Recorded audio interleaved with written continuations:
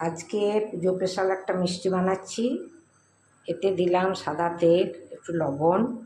সাদা তেলের পরিমাণটা ওই 2 টেবিল চামচ দিয়েছি।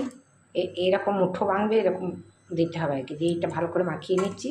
নিয়ে ওই যে দইটা ঢাকা আছে, দই দিয়েই মাখাবো, মানে জল দেব না। পরিমাণ মতো যতটা লাগবে মাখালাম। এটা খুব একটা মসৃণ করে মাখাতে হবে না, এরকম করে মাখিয়ে এবার মিনিট 10 জন্য রেস্টে রাখলাম। তারপরে কি করছি আবার এসে দেখাচ্ছি। এই যে আটাটা খুব মসৃণ করে মাখিয়ে কিন্তু এটা একটু হালকা হাতে মাখতে হবে, মোটামুটি শেপ দেওয়ার মতো হলেই হবে। দিয়ে এটাকে এবার এই যে তেল বসিয়েছি, তেলটা খুব গরম হলে হবে না, একটু দিয়ে দেখি, যদি একটু একটু গরম হবে তখনই দিতে হবে। এখনো স্টেপ বাই স্টেপ তোমাদের দেখাচ্ছি। দেখো, এই দেখো তেলটা এইরকম হবে, হুড় হুড় করে তেল মানে ফুলটা হবে না, তাহলে কাঁচা থেকে যাবে ভেতরে। এটা সাধারণত ময়দা করা হয়, তা আমি ট্রাই করে দেখছি যে আটাতে কীরকম হয়। ময়দার মিষ্টি বেশি হয়, কিন্তু আমি আটা দিয়েও বানাই, তাই আটা দিয়েই তোমাদেরকে দেখাচ্ছি।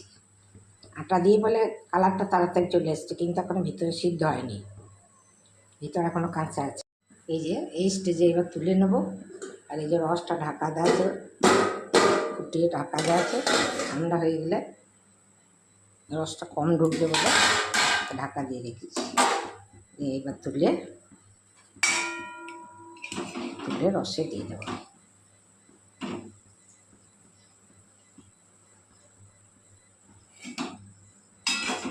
এখন রসে দিয়ে দিচ্ছি।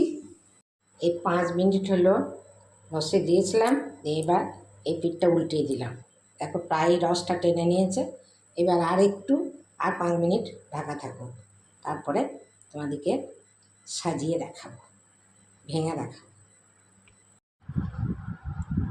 এই দেখো দই চপ আমার একদম রেডি। আটার বলে কালারটা এরকম হয়েছে, কিন্তু খেতে দারুণ টেস্ট হয়েছে।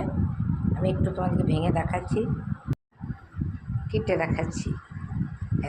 এত নরম হয়েছে। এখনও তো এই 10 মিনিট হলো, কতটা রস ঢুকে গেছে দেখো। আর একটু এইখানটা একটু আর ঢুকতে বাকি আছে। কত রসালো হয়েছে দেখো, কত সুন্দর নরম হয়েছে দেখো। এটাও দেখো, আর একটুখানি রস ঢুকতে বাকি আছে।